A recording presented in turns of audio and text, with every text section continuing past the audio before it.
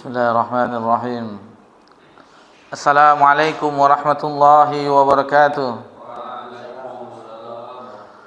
Innal hamdalillah nahmaduhu wa nasta'inuhu wa nastaghfiruh wa na'udzu billahi min shururi anfusina wa min sayyiati a'malina. May yahdihillahu fala mudilla lahu wa may yudlil fala hadiya lahu.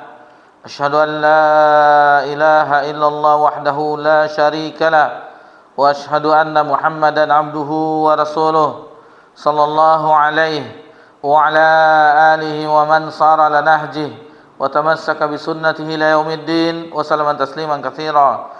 Ya ayyuhalladzina amanu taqullaha haqqa tuqatih wa la tamutunna illa wa antum muslimun. Amma ba'd. Alhamdulillah, segala puji hanya milik Allah Subhanahu wa taala. Allah Subhanahu wa taala telah melimpahkan nikmat kepada kita semuanya dan kepada seluruh makhluknya. Dan di antara nikmat yang kita rasakan di saat ini adalah ketika kita bisa melanjutkan pelajaran kita di dalam penjelasan dari matan Al-Aqidah At-Tahawiyah. Tentunya nikmat yang paling berharga yang sama-sama kita rasakan yakni salat fardu maghrib berjamaah. Setelah itu salat isya, karena ketaatan yang paling utama adalah yang fardu.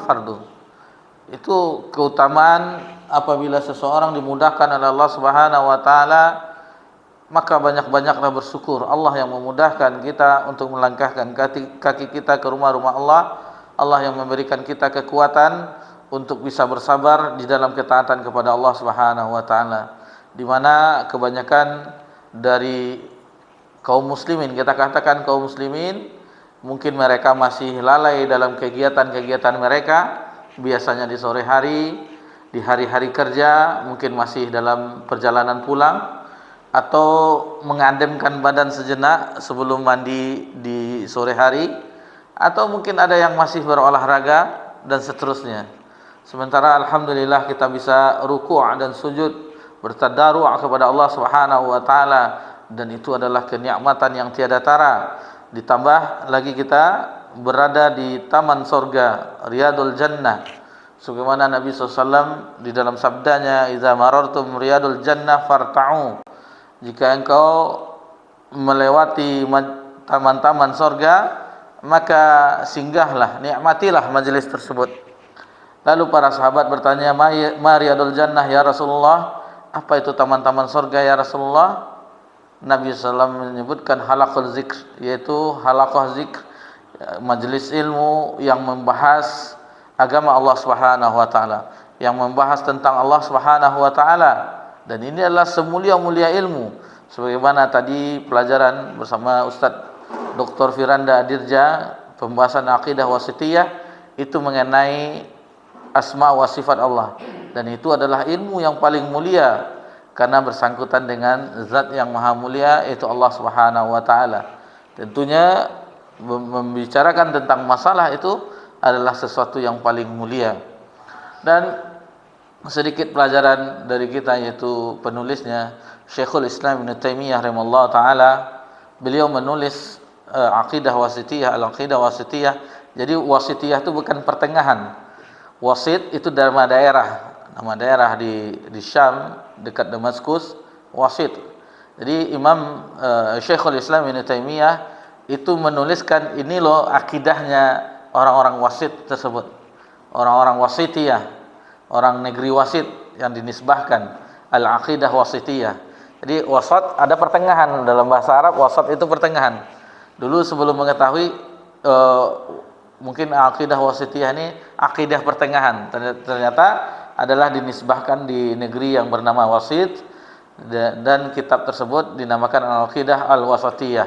Kemudian keunikan kitab ini bahwasanya beliau menulisnya di antara waktu ba'da asar sampai maghrib, dan itu bukan di maktabah, itu melewati hafalan beliau. apa ayat-ayat dalam Al-Quran dan hadis-hadis Nabi SAW itu hafalan beliau. Dan kitab tersebut apabila dibahas itu, apabila setiap pekannya rutin, itu bisa selesai lebih kurang 2 tahun. Sebagaimana yang kita pelajari Aqidah Tahawiyah itu lebih kurang 2 tahun.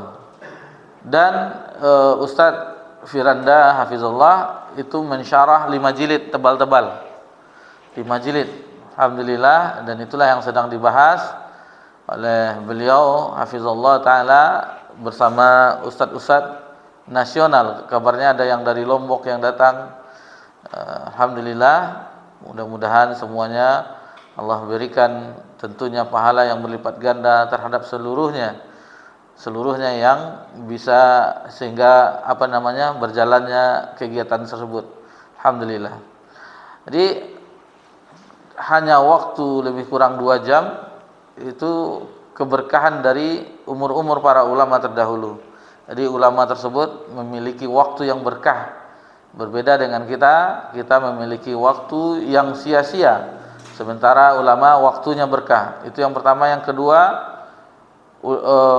Syekhul Islam Ibnu Taimiyah setelah beliau wafat, itu kedudukan beliau yang mana beliau alhamdulillah Allah berikan keberkahan berupa dalamnya pengetahuan beliau terhadap ilmu agama, itu belum ada yang menggantikan. Setelah beliau belum ada yang menggantikan. Di tahun ke-7 Hijriah sampai 1400 Hijriah sekarang ini belum ada yang menggantikan kedalaman ilmu beliau. Itu makanya digelari dengan Syekhul Islam. Apabila beliau membahas ayat Allah Subhanahu wa taala, meskipun beliau tidak menulis tafsir, akan tetapi ada beberapa ayat yang beliau tafsirkan, itu seolah-olah beliau adalah ulama ahli tafsir. Begitu juga apabila menjelaskan hadis Nabi sallallahu alaihi wasallam, itu seolah-olah beliau itu adalah ulama hadis. Apabila menjelaskan tentang ilmu bahasa Arab, seolah-olah beliau adalah ulama nahwu dan sharaf dan seterusnya. Dan yang kita kenal yaitu kitabnya yang sangat besar. Sebenarnya banyak kitab beliau, cuman yang terkenal adalah Majmu' Fatawa. Majmu' Fatawa, di antara fatwa-fatwa beliau menyebabkan beliau ketika itu dipenjara. Salah satunya yaitu fatwa beliau, ada seseorang yang mentalak istrinya, tetapi niatnya bukan untuk mentalak, tetapi untuk menakut-nakuti. Ketika itu beliau berfatwa itu bukan jatuh dalam talak, tetapi akibat fatwa beliau tersebut akhirnya beliau dipenjara. Fatwa beliau di tahun 700 Hijriah tersebut itu dipakai di ulama zaman sekarang. Padahal ketika beliau berfatwa, mengeluarkan fatwa ketika itu di penjara, dan fatwa menyebabkan beliau di penjara di zaman sekarang dipakai oleh ulama di zaman ini. Itu Majmu' Fatawa, itu masalah-masalah fikih yang beliau membahas, berfatwa tentang permasalahan-permasalahan. Itu yang pertama, yang bagaimana keilmuan beliau, dalamnya keilmuan beliau. Jadi para ulama terdahulu itu mereka kuat akan ilmu mereka, kuat iman mereka, kuat amal mereka, kuat zuhud mereka, kuat wara' mereka. Itu tidak ada. Zaman sekarang tidak. Mungkin ada sebagian ulama-ulama, cuman tidak melampaui batas sebagaimana yang dijelaskan tadi. Jadi belum ada yang menggantikan kedudukan beliau tersebut. Dan ketika membantah firqah-firqah itu dengan adab. Beliau membantahnya dengan adab. Apapun yang dibantahnya, Sufiyah dan seterusnya, Syiah dalam segala macam sektenya, turunannya, itu dibantah dengan adab, dengan ilmiah. Dan ketika membantah misalnya tarikat Sufiyah, seolah-olah beliau itu beraliran Sufi, saking tahunya beliau tentang seluk-beluk permasalahan tarikah tersebut. Dan beliau membantah Rafidhah misalnya, seolah-olah beliau itu adalah orang Rafidhah. Jadi kalau istilahnya menggunakan jurus lawan. Misalnya kalau di dunia persilatan, seseorang ahli silat mempunyai jurus andalan dan beliau menggunakan jurus andalan lawan. Ketika beliau membantah, seolah-olah yang dibantah sekte yang firqah yang menyimpang itu tidak memahami Padahal yang menyimpang itu yang didalaminya, akidah tersebut yang di dalamnya. Tetapi seolah-olah yang dibantah oleh Syekhul Islam, seolah Syekhul Islam lebih memahami apa yang terhadap sekte mereka itu. Maksudnya ini bukan masalah yang hak, tetapi kebatilan beliau mengetahui sampai ke akar-akarnya. Sehingga ketika beliau membantah ilmiah dengan adab, dan itu dibongkarnya kedoknya semuanya. Nah, itu alhamdulillah, itu sedikit tadi yang bisa didapati oleh-oleh lah itu oleh-oleh. Nah, jadi intinya bagaimana kita betul-betul belajar dalam agama, dan sehingga para ulama pernah, seandainya Syekhul Islam Ibnu Taimiyah ada kitab tafsirnya menafsirkan Al-Qur'an Al-Karim, tentu bahasanya sangat yang indah, penafsirannya sangatlah luas karena kedalaman ilmunya. Dan seandainya, ini istilahnya ulama mengatakan, ulama-ulama belakangan, seandainya beliau mensyarah Sahih Bukhari dan Sahih Muslim, bagaimana hasil dari syarah beliau tersebut. Tentu itu lebih lebih mendalam lagi. Ya, alhamdulillah, itulah yang sedikit kita sampaikan sebelum kita melanjutkan pelajaran kita di Matan Aqidah Tahawiyah. Ini insyaallah di Matan Aqidah Tahawiyah di poin 200 itu kita insyaallah 4 kali pertemuan membahasnya. Insyaallah 4 kali pertemuan di poin 200. Taib, langsung saja.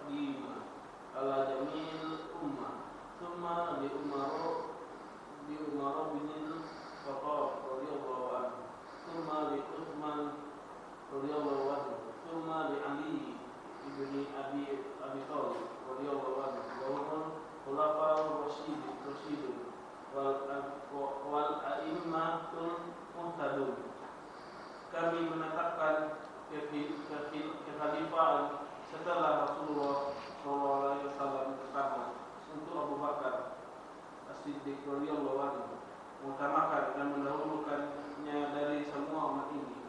Kemudian untuk Umar bin Khattab radhiyallahu anhu, kemudian untuk Utsman radhiyallahu anhu, kemudian untuk Ali bin Abi Thalib radhiyallahu anhu. Mereka adalah khulafa ar-rasyidin, para pengganti Rasulullah yang bijaksana dan para pemimpin yang mendapat petunjuk. Jadi dari poin ini, poin 200, kenapa 4 kali pertemuan? Karena di situ ada dibahas Khulafaur Rasyidin, Abu Bakar As-Siddiq, Al-Faruq, Abu Hafs Umar bin Khattab, kemudian Abu Abdullah Utsman bin Affan, kemudian Abul Hasan atau Abu Turab Ali bin Abi Thalib radhiyallahu anhum ajma'in. Mereka adalah Khulafaur Rasyidin. Di insyaallah setiap pertemuan, mungkin kita tidak panjang membahas tentang mengenal mereka, karena alhamdulillah kita sudah mengenal mereka. Cuman mengingatkan kembali bagaimana sedikit tentang keutamaan beliau atau mereka Khulafaur Rasyidin Al-Mahdiyyin, yang memang kita diperintahkan oleh Nabi mengikuti sunnah mereka. Alaikum bisunnati wa sunnah Khulafaur Rasyidin Al-Mahdiyyin, addu 'alaiha bin nawajis, kata Nabi SAW. Peganglah sunnahku dan sunnah Khulafaur Rasyidin yang mendapat petunjuk, khalifah yang mendapat petunjuk setelah Nabi SAW, kemudian gigit dengan geraham, bukan gigit dengan gigi seri, tapi dengan geraham. Pegang itu kuat-kuat, karena itu adalah kebenaran yang disampaikan oleh Nabi SAW. Meskipun umat berselisih, Nabi memberikan wasiat, sesuatu yang harus kita lakukan umat di akhir zaman ini. Taib. Jadi itulah yang disebutkan oleh Imam Abu Ja'far At-Tahawi dalam Matan Al-Aqidah Tahawiyah, di mana beliau menyebutkan, kita ulang kembali, wa nusbitul khilafata ba'da Rasulillah sallallahu alaihi wasallam. Kami menetapkan kekhalifahan setelah Rasulullah SAW. Awalan, yang pertama adalah li Abi Bakrin As-Siddiqi radhiyallahu anhu, itu untuk Abu Bakar As-Siddiq radhiyallahu anhu. Kemudian setelah itu tsumma li Umar bin Al-Khattab radhiyallahu anhu. Kemudian setelahnya adalah Umar bin Khattab radhiyallahu anhu. Tsumma li Utsman, kemudian Utsman radhiyallahu anhu, tsumma li Ali bin Abi Thalib. Kemudian Ali bin Abi Thalib radhiyallahu anhu, wa humul khulafa'ur rasyidun. Disebutkan di sini mereka adalah khulafaur rasyidin, para pengganti Rasulullah. Jadi khalifah itu pengganti Rasulullah yang bijaksana, yang mendapatkan petunjuk, wal aimmatul muhtadun, dan para pemimpin yang mendapat petunjuk. Baik. Jadi ini sudah membantah sebagaimana sebelumnya Rafidah dan Khawarij. Karena Rafidah itu tidak mengakui kekhalifahan Abu Bakar, Umar dan Utsman. Jadi yang mereka akui adalah imam mereka yang 12. Di antaranya yang pertama adalah Ali bin Abi Thalib dan seterusnya, Ja'far, dan sampai 12 menurut hitungan mereka. Dan membantah Khawarij. Khawarij yaitu memberontak keluar, khuruj. Khawarij khuruj, keluar dari ketaatan kepada Ali bin Abi Thalib radhiyallahu anhu. Keluar dari ketaatan terhadap Ali bin Abi Thalib radhiyallahu anhu. Taib. Itu sedikit bagaimana ahlu sunnah wal jamaah, akidah ahlu sunnah wal jamaah menetapkan ini. Sebenarnya alhamdulillah kita telah mengetahui ini pelajaran yang sudah lama, mungkin sejak di bangku sekolah, kan, tetapi ternyata di bagian tubuh kaum muslimin ada sekte-sekte yang tidak mengakui mereka yang seperti Abu Bakar dan Umar. Ada sekte-sekte yang tidak mengakuinya. Jadi nama beliau adalah Abu Bakar itu adalah Abdullah bin Utsman. Utsman ini dikenal dengan Abu Kuhafah. Kalau diambil nasabnya ke atas itu Abdullah bin Utsman bin Amr bin Ka'ab. Nah, di sini Ka'ab bin Sa'ad bin Taim bin Murrah. Ini sudah bersambung dengan nasab Nabi SAW, bin Murrah bin Ka'ab bin Lu'ay al-Quraisy at-Taimi. Jadi kalau diurut ke atas ke kakek-kakek moyangnya, itu nasabnya bersambung juga dengan nasab Nabi SAW. Beliau dikenal dengan Abu Bakar. Adapun julukan beliau, laqab beliau adalah yang pertama Al-Atiq. Al-Atiq karena beliau memiliki wajah yang tampan. Beliau diberi julukan juga Al-Atiq. Atiq memiliki wajah yang tampan. Kemudian As-Siddiq. As-Siddiq kita mengetahui yang beliau adalah orang yang membenarkan, dan ini adalah golongan yang kedua tingkatannya yang tinggi dalam agama kita setelah para nabi dan rasul, minan nabiyyin was-siddiqin wasyuhada was-shalihin. Dan ini dijelaskan kalau kita kembali melihat sejarah beliau, biografi beliau, itu terjadi ketika peristiwa Isra dan Mi'raj. Isra dan Mi'raj sebelum hijrah Nabi SAW. Ketika orang-orang mendengarkan Nabi SAW peristiwa Isra Mi'raj, sebagian yang kurang imannya itu tidak mempercayai bahwasanya Nabi melakukan perjalanan malam dari Masjidil Haram ke Masjidil Aqsa, kemudian Mi'raj ke langit, dan kembali di malam hari itu juga. Ada sebagian yang goyah imannya, dan ini adalah kesempatan bagi sebagian tokoh-tokoh Quraisy untuk menggoyahkan keimanan Abu Bakar. Jadi ketika berkumpul itu Abu Bakar belum ada. Jadi ketika Nabi SAW mengumumkan apa yang terjadi peristiwa itu dikumpulkan. Lalu Nabi menceritakan ini yang terjadi. Dari peristiwa itu tidak ada, akan tetapi ketika seorang tokoh Quraisy menjumpai Abu Bakar, lalu didatangi Abu Bakar. Ini mudah-mudahan ini kata pembesar Quraisy bisa menggoyahkan Abu Bakar. Lalu dipanggil Abu Bakar, diceritakan, temanmu Muhammad telah mengatakan begini.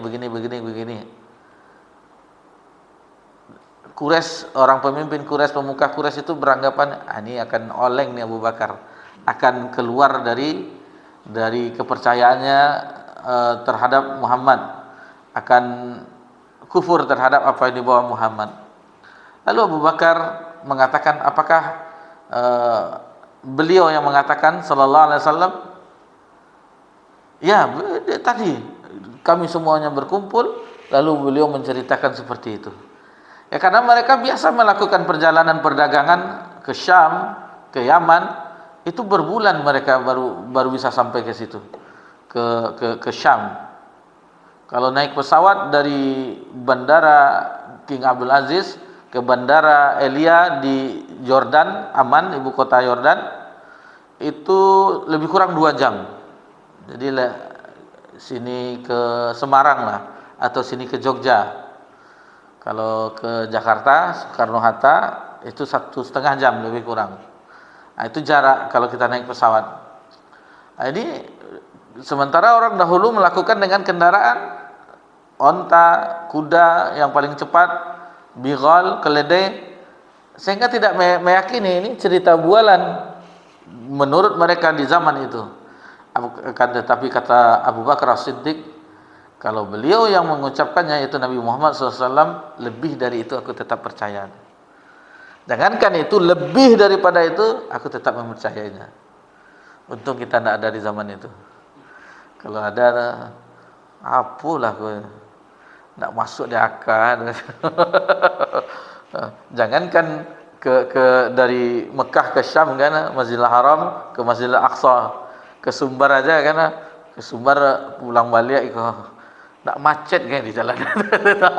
Kalau kita pakai logika kita di zaman ini, tidak tahu dia pas libur kemarin orang 12 jam karena macet di jalan.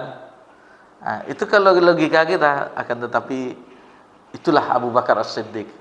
Apapun yang datang dari Allah dan Rasulnya, semuanya dibenarkan.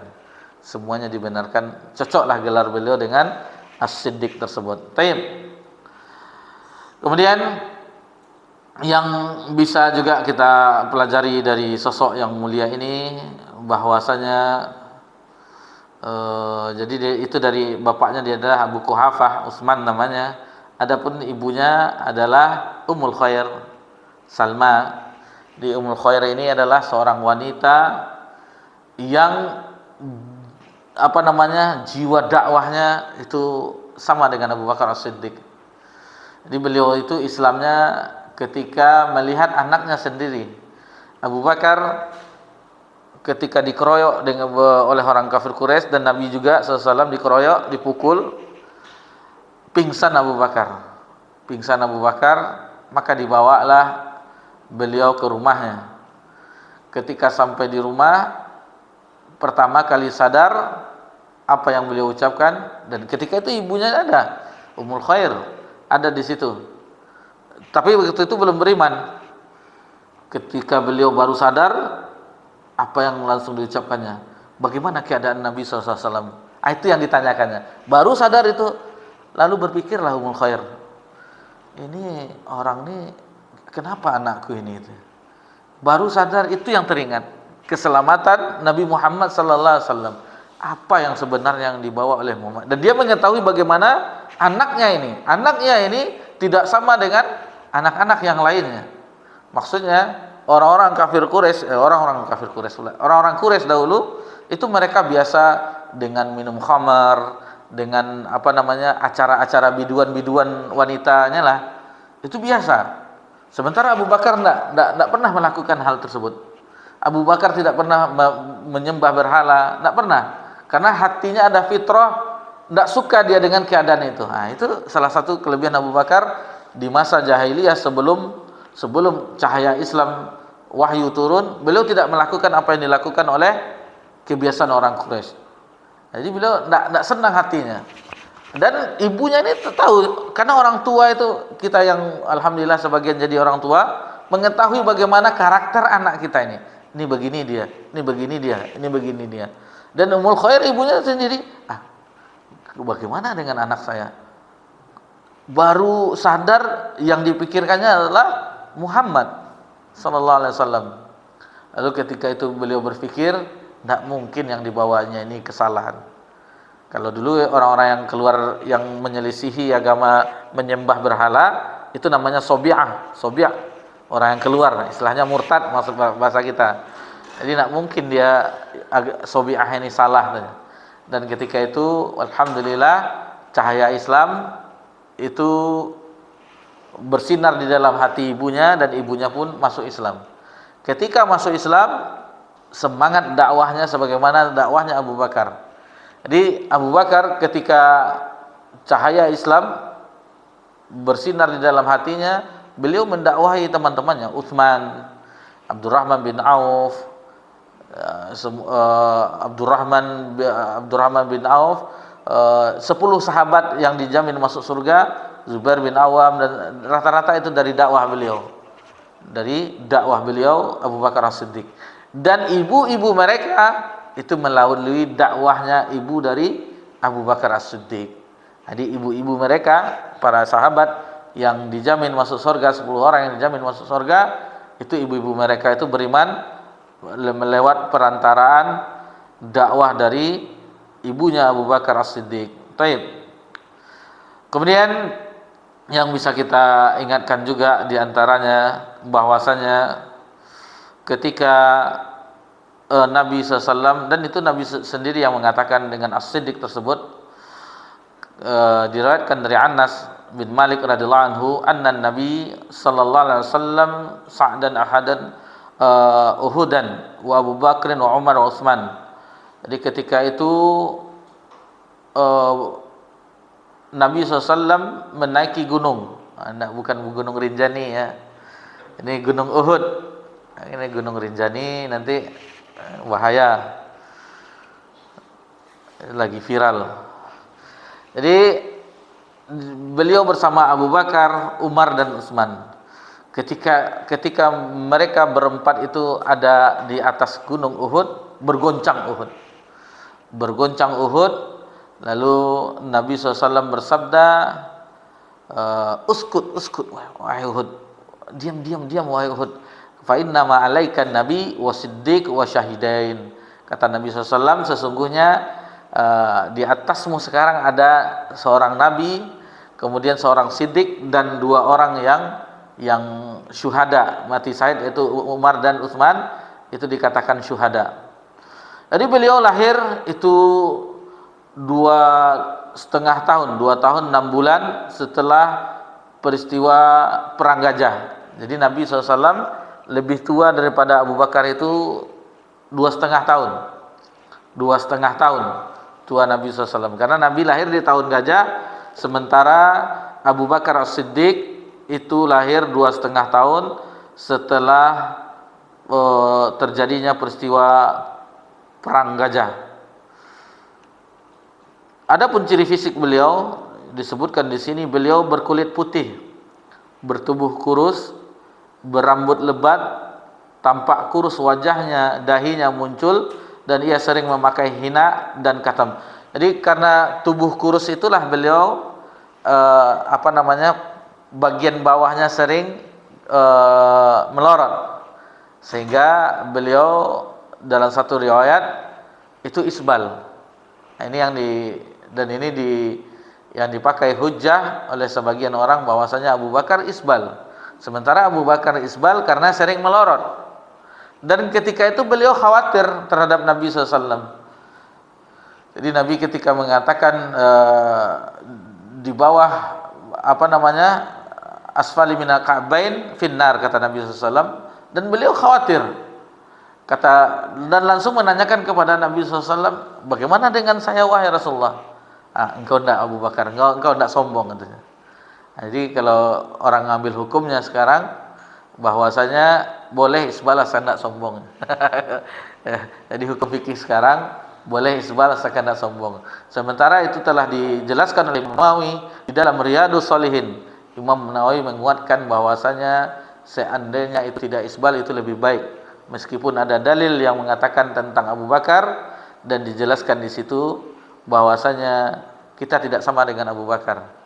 Kita tidak sama dengan Abu Bakar. Abu Bakar memang tidak sombong, akan tetapi kita mengatakan itu tidaklah mungkin. Tidak mungkin kita akan menyamai Abu Bakar. Jadi Imam Nawawi menguatkan di dalam Riyadhus Shalihin bahwasanya tidak isbal itulah yang lebih utama. Ta'ala alam. Adapun jasa-jasa beliau di antaranya, jadi beliau adalah jasanya yang paling besar di dalam Islam di awal-awalnya, karena Dan itu dijelaskan oleh Nabi SAW. Bagaimana tidak? Bagaimana tidak? Semuanya orang kafir ketika itu. Abu Bakar beriman. Semuanya orang tidak mau memberikan hartanya ke jalan Allah kecuali Abu Bakar.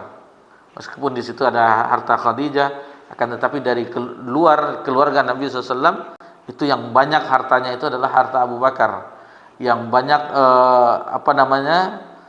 sumbangsihnya adalah Abu Bakar, dan keimanan Abu Bakar juga, di mana orang ketika itu banyak mendustai.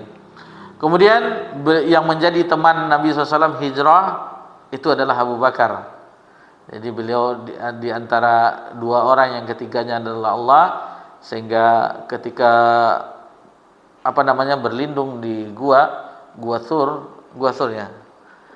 Sur, maka itu diselamatkan oleh Allah Subhanahu wa taala. La tahzan innallaha ma'ana, dalam surah At-Taubah. Janganlah sedih karena sesungguhnya Allah bersama kita. Nabi SAW menghibur Abu Bakar As-Siddiq. Lalu ketegaran beliau ketika wafatnya Nabi SAW ini tidak tanggung-tanggung. Sampai Umar pun sendiri itu tidak bisa menerima wafatnya Nabi SAW. Ketika itu Abu Bakar belum berada di kediaman Nabi SAW, berada di suatu perkebunan di luar Madinah. Maka Umar sudah mencak-mencak. Kata Umar, siapa yang mengatakan Nabi SAW wafat, akan aku penggal lehernya. Jadi Umar sudah mencak-mencak, tidak menerima Nabi SAW telah wafat. Baru dengan berselangnya waktu setelahnya datanglah Abu Bakar dengan kendaraannya, diparkirkannya, diikatnya, lalu masuk ke rumah Nabi SAW. Maka dilihatlah jasad Nabi yang mulia sallallahu alaihi wasallam yang sudah terbaring terbujur, lalu diciumnya wajah tersebut. Lalu dia memuji Allah Subhanahu wa taala. Alangkah eloknya wajah ini, baik ketika hidup dan wafatnya. Jadi Abu Bakar melihat wajah Nabi SAW yang telah terbujur dan masih bercahaya, istilahnya meskipun ketika hidup dan wafatnya wajah Nabi itu tetap berseri cerah seperti yang dilihat oleh Abu Bakar As-Siddiq. Setelah itu diciumnya keningnya, lalu dia keluar karena melihat orang ribut-ribut di luar. Umar sudah mencak-mencak. Maka ketika itu disuruh Umar, tidak mau Umar. Maka ketika itu diambil alihlah Abu Bakar berpidato setelah memuji Allah Subhanahu wa taala, bersalawat kepada Nabi SAW, yang kita kenal khutbahnya, siapa yang menyembah Muhammad, ketahuilah Muhammad telah wafat. Dan siapa yang menyembah Allah, Allah itu maha hidup dan tak akan mati. Jadi kalau ada Tuhannya yang mati disalib, ini dipertanyakannya, apakah itu Tuhan? Jadi barang siapa yang menyembah Muhammad, Muhammad telah wafat. Dan barang siapa yang menyembah Allah, Allah tetap hidup, maha hidup dan tidak akan mati. Lalu dibacalah sebuah ayat, kalau tidak salah dalam surah Ali Imran, wa ma kana Muhammad aba'ukum, Muhammad Rasulullah, yang paham. Dan ketika itu kata Anas bin Malik, seolah-olah kami ketika itu baru pertama mendengar ayat itu. Padahal mereka hafal Al-Quran, tetapi seolah-olah ketika Abu Bakar membacakan ayat itu, seolah-olah baru mendengar itu. Mendengar ayat itu, maka goyahlah lututnya Umar, dan Umar pun tersungkur. Baru Umar menyadari bahwa Nabi SAW telah wafat. Jadi di sini pelajaran bahwasanya semangat saja dalam apapun, dalam berdakwah, dalam beramal, semangat saja tidak cukup. Akan tetapi ada ilmu di situ. Sebagaimana Umar semangat, akan tetapi ketika itu Umar ilmunya tidak muncul ketika itu, tidak menerima. Dan di sana Abu Bakar menggabungkan antara semangat dan ilmu. Dan kita mengetahui hadis Abu Bakrah ketika terlambat, bukan Abu Bakar tapi Abu Bakrah radhiyallahu anhu, salah seorang sahabat yang memasuki Masjid Nabawi, Nabi ruku. Lalu beliau takbiratul ihram dalam keadaan ruku, dengan itu larinya dah agak cepat-cepat jalannya. Lalu dalam keadaan ruku memasuki barisan. Dalam keadaan ruku, tahu kan? Bukan berjalan, tapi dalam keadaan ruku itu dalam keadaan rukuk memasuki barisan. Nah, itu akhirnya selesai sholat, kata Nabi SAW, Nabi mendengar orang begini-begini yang tergesa-gesa, lalu kata Nabi SAW, alaikum bisakinah. Jadi hendaklah kamu itu tenang menuju masjid Allah, tenang. Jadi kalau ada yang terluput maka tambahkan berikutnya. Nah, ini semangat itu Abu Bakrah, bukan Abu Bakar, memiliki semangat tetapi tidak memiliki ilmu dalam masalah itu.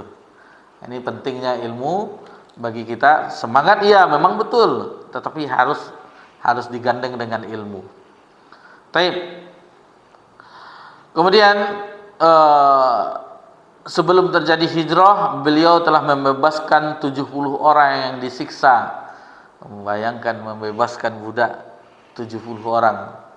Keutamaan membebaskan budak itu kafarah membebaskan budak, membebaskan. Dan itu sebelum hijrah itu beliau telah membebaskan 70 orang. Dan yang paling mahal ketika itu adalah Bilal. Sehingga ketika itu kata Tuan Bilal, seandainya dia cuma membeli sekian dinar akan saya lepas. Ini harga segitu. Dan ketika itu Abu Bakar mendengar, lebih dari itu engkau jual, aku beli. Terdengar oleh Abu Bakar, misalnya sekian dirham dibeli, masa dia membebaskan Bilal harga segitu. Istilahnya mahal itu, seorang budak kulit hitam ini. Lalu kata Abu Bakar menjawab kepada pemilik Bilal bin Rabah, seandainya lebih dari itu engkau jual, aku akan tetap beli. Masya Allah. Adapun jasa beliau yang terbesar adalah ketika beliau itu adalah memerangi orang murtad, kemudian memerangi nabi palsu di zaman beliau yang hanya 2,5 tahun. Kemudian apalagi memerangi orang yang enggan membayar zakat. Itu yang murtad, itu yang lebih lebih dahsyat, karena ketika itu saat masa yang genting. Dijelaskan oleh ulama, memang berhaklah Abu Bakar menggantikan Khalifatul Rasul yang pertama, karena saat-saat itu yang hanya bisa mampu mengendalikan situasi yang sangat genting ya memang Abu Bakar. Seandainya diberikan kepada selain Abu Bakar, itu tidak mungkin mereka bisa menyelesaikan permasalahan orang yang murtad, orang yang enggan membayar zakat, kemudian orang yang mengaku menjadi nabi palsu seperti Musailamah Al-Kadzab dan seterusnya pada peristiwa perang Yamamah. Nah, jadi itu yang jasa-jasa beliau, dan ulama menyebutkan bahwasanya agama ini yang ditolong dari orang murtadin, dari orang yang golongan yang banyak murtad adalah di zaman As-Siddiq, Abu Bakar As-Siddiq. Dan agama ini juga ditolong ketika terjadi fitnah Al-Quran, yaitu di zamannya Imam Ahmad ibn Hanbal, di zamannya Imam Ahmad ibn Hanbal rahimallahu taala. Taib. Kemudian yang bisa juga tentang zakat sudah tadi. Ini yang tadi, Nasrullah al-Islam bi Abi Bakrin yaumar riddah wa bi Ahmad yaumal fitnah. Allah menolong Islam melalui Abu Bakar di hari ketika banyak yang murtad, dan melalui Imam Ahmad ketika terjadi fitnah Al-Quran itu adalah makhluk.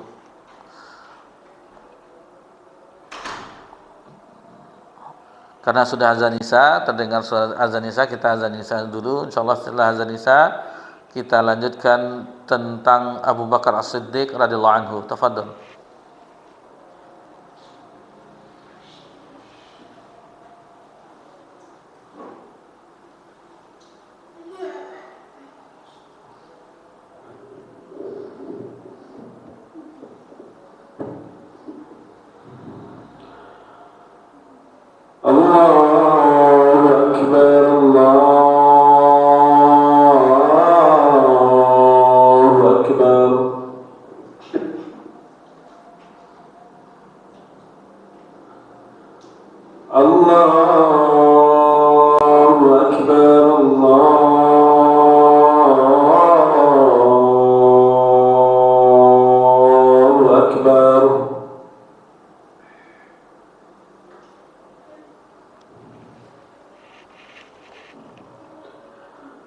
أشهد أن لا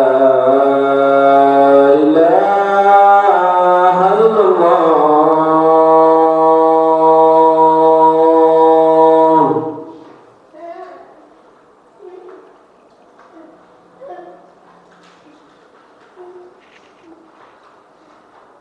أشهد أن لا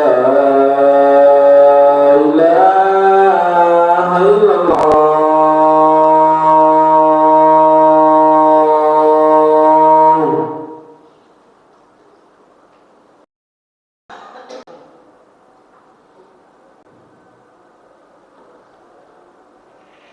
أشهد أن محمدا رسول الله.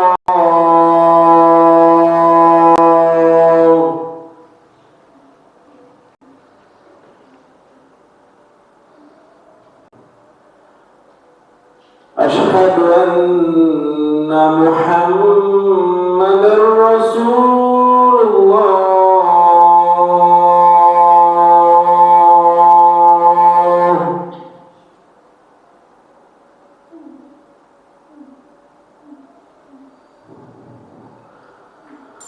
حي على الصلاة.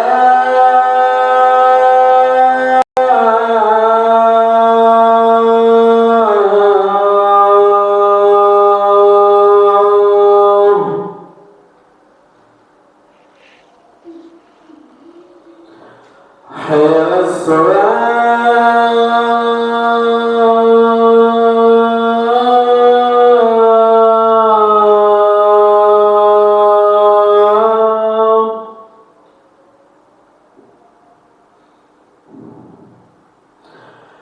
حي على الفلاح.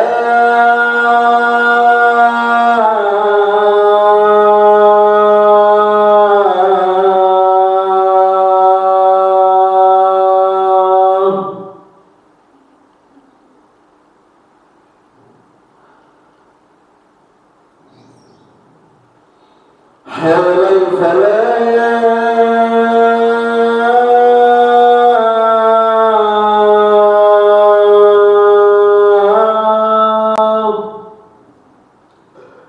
الله أكبر الله أكبر لا إله إلا الله.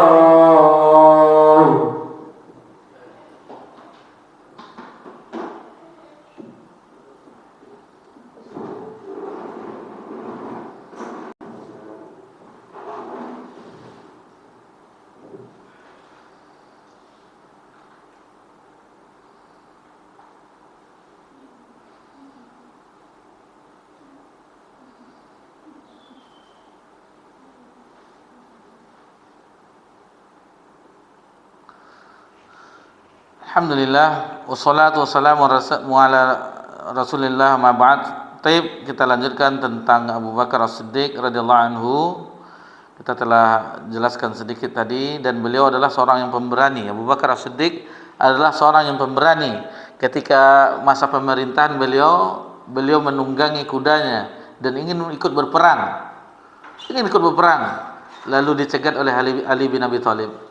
Kata Ali bin Abi Thalib ketika itu, simpanlah pedangmu wahai Khalifatul Rasul, dan janganlah bersedih dengan keadaan kami. Kembalilah ke Madinah. Demi Allah, jika keadaan kami membuatmu sedih, Islam tidak akan tegak selamanya. Lalu Abu Bakar pun kembali untuk mengurus pemerintahan di Madinah. Jadi beliau memang ingin ikut dalam peristiwa peperangan misalnya, dan beliau tidak gentar. Beliau tetap ikut sebagai panglima, akan tetapi dicegat oleh Ali bin Abi Thalib. Jadi adapun keutamaan beliau sangat banyak sekali.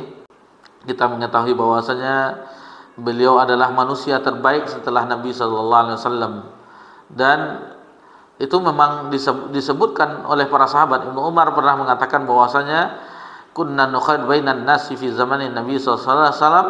Jadi kami pernah memilih orang-orang terbaik di zaman Nabi SAW setelah Nabi SAW, yaitu Abu Bakar, Umar, dan Utsman bin Affan. Kemudian ini ada yang cerita menarik bagaimana pelajaran bagi kita. Jadi sahabat itu ada juga berselisih, dan ini yang berselisih adalah antara Abu Bakar dan Umar. Ini hadis yang sangat panjang, kita bacakan terjemahannya saja. Ini diriwayatkan oleh Imam Bukhari dari Abu Darda radhiyallahu anhu bahwasanya aku pernah duduk di sebelah Nabi sallallahu alaihi wasallam. Tiba-tiba datanglah Abu Bakar menghadap Nabi sallallahu alaihi wasallam. Jadi Abu Darda bercerita tentang kisah ini sambil menjinjing ujung pakaiannya sehingga terlihat lututnya. Nabi SAW berkata, sesungguhnya teman kalian ini dalam keadaan gundah. Lalu Abu Bakar berkata, wahai Rasulullah, antara aku dan Ibnul Khattab, maksudnya dengan Umar, itu terjadi perselisihan. Jadi sahabat juga berselisih. Akan tetapi lihatlah perselisihan mereka, endingnya bagaimana. Lalu ketika itu aku pun segera mendatanginya untuk minta maaf, kata Abu Bakar. Jadi Abu Bakar minta maaf kepada Umar. Kumohon padanya agar memaafkan aku, namun dia enggan memaafkanku. Karena itu aku datang menghadapmu sekarang. Bagaimana kan? Jadi ada perselisihan antara beliau dengan Umar. Didatanginya Umar dan Umar tidak mau memaafkannya. Merasa bersalah dia, lalu dia menjumpai Nabi sallallahu alaihi wasallam. Beliau menjumpai Nabi sallallahu alaihi wasallam, lalu Nabi sallallahu alaihi wasallam berkata, semoga Allah mengampunimu wahai Abu Bakar. Itu beliau ucapkan sebanyak 3 kali. Semoga Allah mengampunimu, semoga Allah mengampunimu wahai Abu Bakar. Sebanyak 3 kali Nabi doakan. Jadi tak lama setelah itu Umar menyesal dengan perbuatannya dan mendatangi Abu Bakar sambil bertanya, apakah di dalam ada Abu Bakar? Namun keluarga menjawab tidak. Umar segera mendatangi Rasulullah SAW. Sementara ketika itu wajah Rasulullah SAW memerah karena marah. Jadi Nabi itu kalau marah nampak dari wajahnya. Jadi ketika melihat Umar, Nabi marah kepada Umar, dan itu ditandai dengan wajah Nabi yang merah.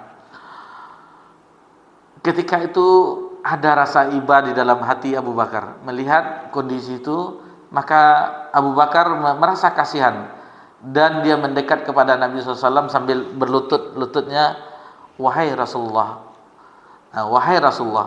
wallahi demi Allah, sebenarnya akulah yang bersalah. Bayangkan orang-orang di zaman dahulu yang tidak mendahulukan egonya, dan dia tidak ingin sahabatnya dalam keadaan Nabi murka kepadanya. Nabi merah wajahnya kepada Umar, tetapi dia tidak tega melihat sahabatnya seperti itu. Lalu menghadap kepada Nabi dengan keadaan berlutut, wahai Nabi, wahai Rasulullah, sebenarnya akulah yang bersalah, kata Abu Bakar. Maka dan itu beliau ulangi sebanyak 2 kali. Maka Rasulullah SAW bersabda, sesungguhnya ketika aku diutus kepada kalian, ketika itu kalian mengatakan, engkau pendusta wahai Muhammad. Jadi ketika Nabi SAW diutus, wahyu awal-awal turun, kalian mengatakan, wahai engkau pendusta wahai Muhammad, engkau seorang yang kadzib, orang pendusta, pembohong, engkau adalah majnun, engkau tukang sihir, dan banyak gelar-gelar yang diberikan kepada Nabi SAW. Sementara Abu Bakar berkata, engkau benar wahai Muhammad. Itu yang dikatakan Abu Bakar. Setelah itu dia membelaku dengan seluruh jiwa dan hartanya. Jadi tidak ada orang yang membela seluruh jiwa dan hartanya melainkan Abu Bakar. Lalu apakah kalian tidak jera menyakiti sahabatku? Itu yang dikatakan oleh Nabi SAW. Dan itu Nabi ulang sebanyak 2 kali. Setelah peristiwa itu, tidak ada satupun sahabat yang berani menyakiti Abu Bakar As-Siddiq setelah peristiwa itu. Jadi beliau adalah orang yang pertama yang beriman kepada Nabi SAW dan yang menyumbangkan hartanya yang paling banyak ketika dakwah, baik itu di Mekah maupun di Madinah. Dan tadi kita telah menyebutkan juga bahwasanya beliau adalah yang menemani Nabi, itu dalam surah Taubah tadi, sanyatsnaini idhuma fil ghar idh yaqulu li sahibi la tahzan innallaha ma'ana. Salah seorang dari 2 orang ketika keduanya berada dalam gua, di waktu dia berkata kepada temannya, janganlah kamu bersedih, sesungguhnya Allah bersama kita. Ini telah kita singgung juga meskipun secara ringkas. Di zaman Umar ada orang yang memuji Umar. Ada orang yang memuji Umar melebihi pujiannya terhadap Abu Bakar. Lalu kata Umar, wallahi demi Allah, satu malamnya Abu Bakar lebih baik daripada satu malamnya keluarga Umar. Satu harinya Abu Bakar masih lebih baik daripada seharinya keluarga Umar. Abu Bakar bersama Rasulullah pergi ke dalam gua. Ketika berjalan dia terkadang berada di depan Rasulullah, terkadang berada di belakang Rasulullah, sampai-sampai Rasulullah SAW heran dan berkata, wahai Abu Bakar, di depan dan terkadang engkau ke belakang. Abu Bakar berkata, ya Rasulullah, ketika saya sadar kita sedang dikejar, saya berjalan di belakang. Ketika saya sadar bahwa kita sedang diintai, maka saya berjalan di depan. Rasulullah SAW berkata, wahai Abu Bakar, kalau ada sesuatu yang aku suka, engkau saja yang melakukannya tanpa aku.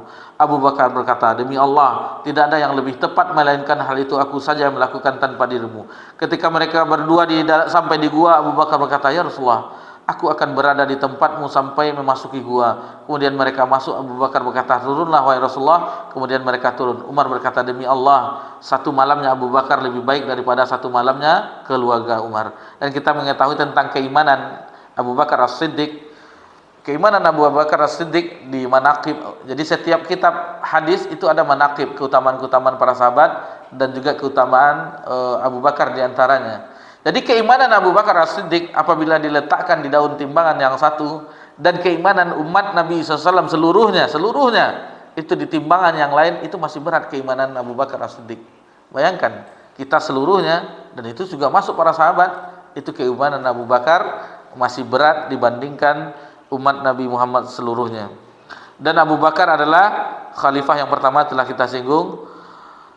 Dan Abu Bakar itu dipilih berdasarkan nas. Itu telah ada tanda-tandanya ketika Nabi SAW sakit yang membawa beliau ke ajalnya beliau. Nabi SAW memerintahkan manusia untuk sholat, dan Nabi sakit, pingsan beberapa kali, dan Nabi meminta agar manusia diimami oleh Abu Bakar As-Siddiq. Dan itu adalah tanda bahwasanya sepeninggal Nabi SAW itu digantikan oleh Abu Bakar.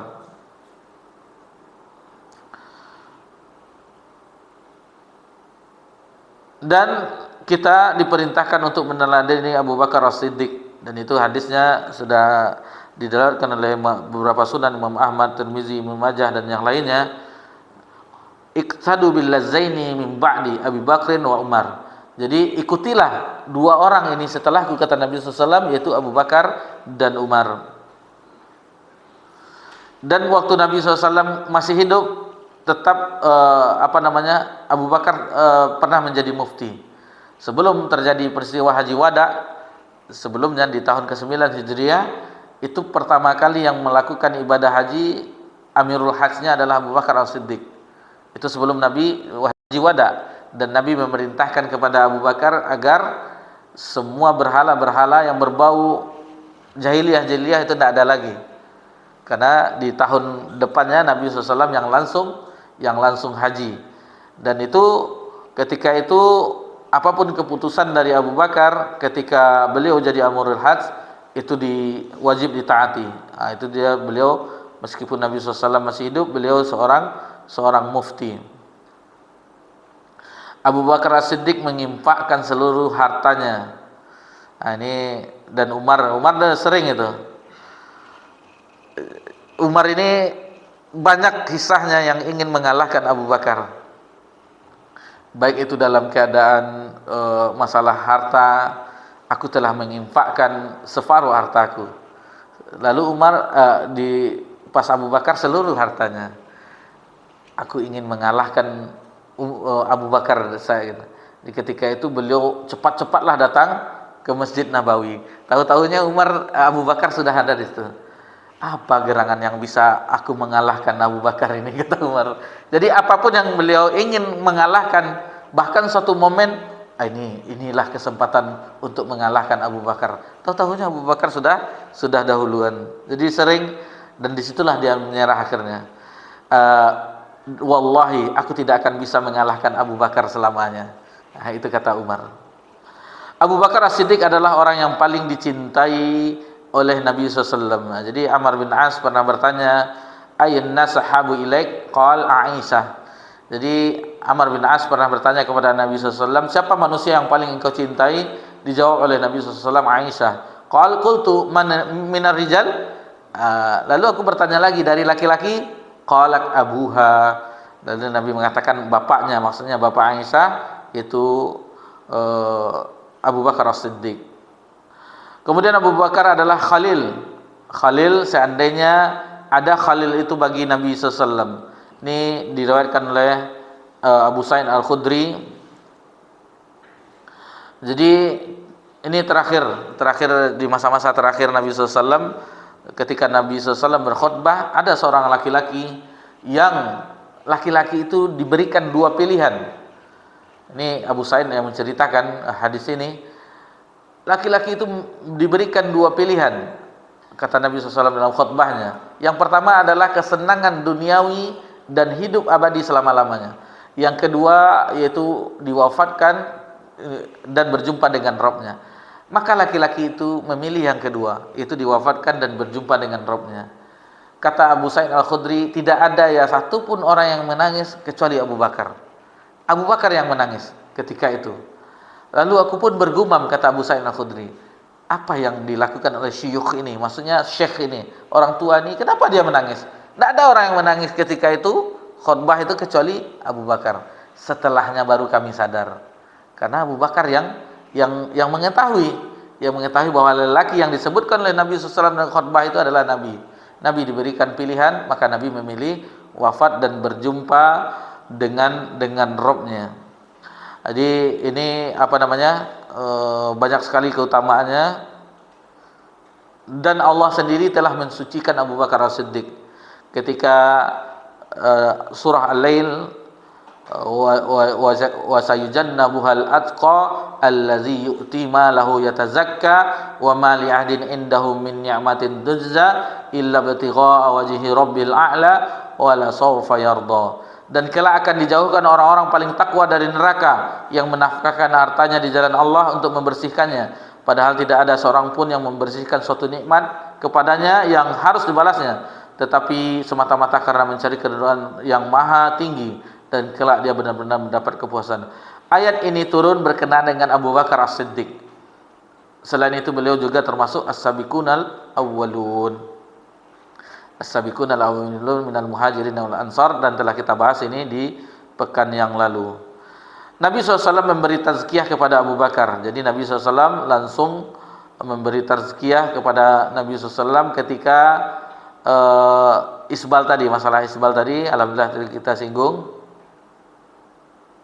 Dan Abu Bakar didoakan oleh Nabi SAW memasuki semua pintu surga. Karena ketika itu Nabi SAW menanyakan siapa yang puasa hari ini, Abu Bakar yang menjawab, sementara yang lain tidak. Siapa yang melihat orang sakit hari ini? Saya, Rasulullah. Yang lain tidak ada. Siapa yang memberi makan maksudnya orang miskin hari ini? Abu Bakar juga. Siapa yang mengantarkan jenazah di hari ini? Abu Bakar juga. Jadi semua kebaikan itu ada terus dia, tak pernah absen. Jadi kata Nabi SAW, memang dialah seluruh pintu, apapun pintunya surga, terserah mau dimasuki oleh Abu Bakar. Mau pintu sholat, mau pintu jihad, mau pintu sedekah, mau pintu ar-rayyan, orang yang berpuasa, dan seterusnya. Itu boleh Abu Bakar masuk seluruh pintunya. Terserah mana yang disukai oleh Abu Bakar.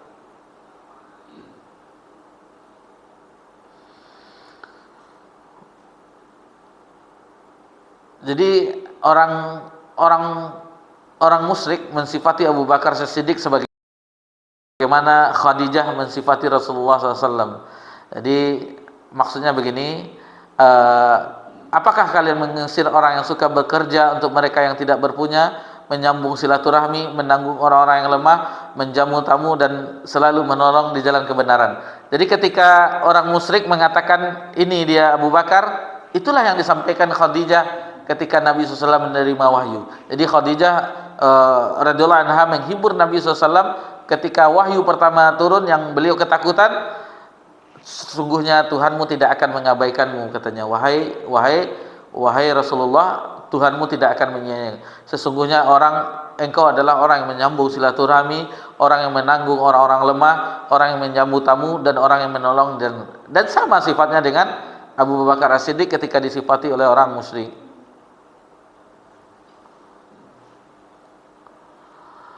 Ya, jadi banyak zuhud beliau juga, Masya Allah, bagaimana zuhud beliau, wara' beliau.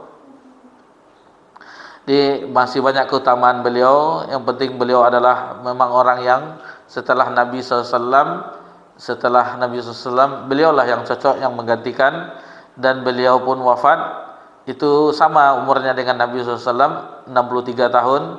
Dan semoga saja Allah meridai beliau, Abu Bakar As-Siddiq, dan kita tentu berharap juga dikumpulkan bersama As-Siddiq, karena kita meminta orang-orang yang telah diberi nikmat, yaitu yaitu orang-orang yang telah diberi nikmat minan nabiyyin, di antara para nabi, wasiddiqin, orang-orang siddiq, wasyuhada, dan solihin. Itu sedikit gambaran tentang Abu Bakar As-Siddiq radhiyallahu anhu. Sebenarnya masih banyak manaqib-manaqib beliau, dan kita katakan kalau ingin mengetahui banyak tentang beliau, tentu baca biografi beliau. Di antaranya mungkin di dalam Al-Bidayah wa Nihayah ada dijelaskan tentang biografi beliau. Kemudian manaqib-manaqib para sahabat Abu Bakar tetap ada. Keutamaan-keutamaan Abu Bakar itu di kitab-kitab hadis ada. Dikumpulkan, ini keutamaan beliau semuanya. Bayangkan ketika pintu di Madinah ditutup. Jadi di masa-masa akhir ada pintu-pintu, banyak pintu-pintu yang masuk, yang semua pintu itu akhirnya disuruh tutup oleh Nabi SAW, kecuali pintunya Abu Bakar. Dan kenapa demikian? Karena jasa Abu Bakar yang sangat banyak terhadap agama Islam. Jadi itulah Abu Bakar As-Siddiq, banyak sekali keutamaan. Di sini juga disebutkan manaqibnya, akan tetapi ini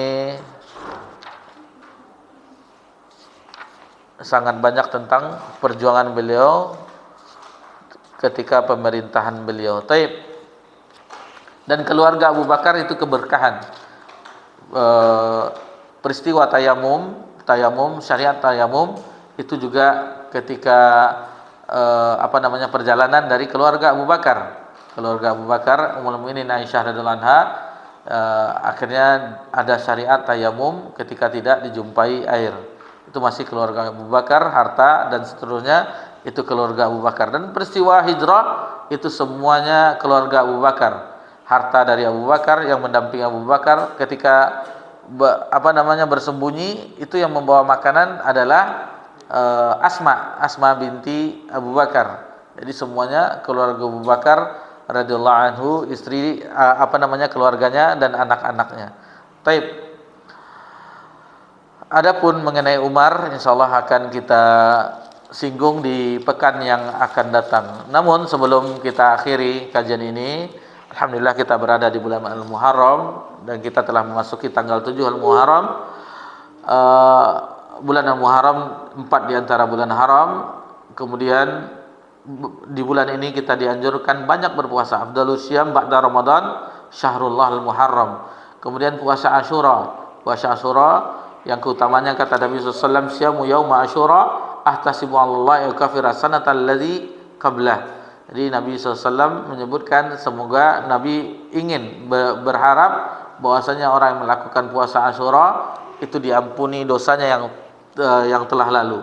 Ada riwayat dari Ibnu Abbas radhiyallahu anhu yang diriwayatkan Imam Bukhari dan Imam Muslim, ketika diberitahu kepada Nabi SAW bahwasanya orang-orang ahlul kitab Yahudi dan Nasrani itu juga berpuasa, maka Nabi SAW menyebutkan seandainya di tahun depan masih berumur panjang, kata Nabi SAW, saya akan berpuasa di tanggal 9 dan 10-nya, 9 Tasu'a dan 10 Asyura.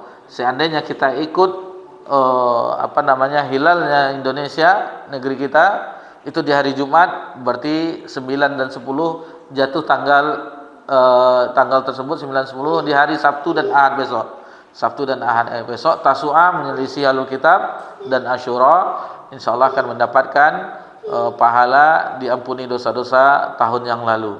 Dan ini adalah tahun pertama, tahun 1447 Hijriah, bulan pertama kita berada di awal tahun ini.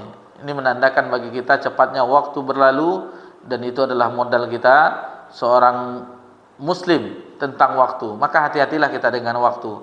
Waktu sangat cepat berlalu, dan betapa banyaknya Allah mengingatkan kita tentang waktu dan hadis Nabi SAW. Bahkan di awal surat wal fajr, apalagi wad duha wal asr, Allah bersumpah dengan waktu karena saking pentingnya waktu ini. Di dalam hadis misalnya Nabi SAW bersabda, ni'matani maghbunun fihima katsirun minan nas. Dua nikmat yang banyak dilalaikan oleh manusia, yaitu as-sihah wal faragh, yaitu kesehatan dan waktu luang. Dan ulama kita juga mengingatkan juga, bahkan lebih keras lagi. Hasan al-Basri rahimahullah ta'ala menyebutkan, ya bena Adam, wahai anak cucu Adam, innama anta ayyam, sesungguhnya engkau adalah bilangan-bilangan hari. Kullama zahaba yaum, ketika hari itu telah pergi berlalu, zahaba ba'duk, maka hilanglah bagian dirimu. Jadi setiap hari terbenamnya matahari, hilang bagian diri kita sedikit.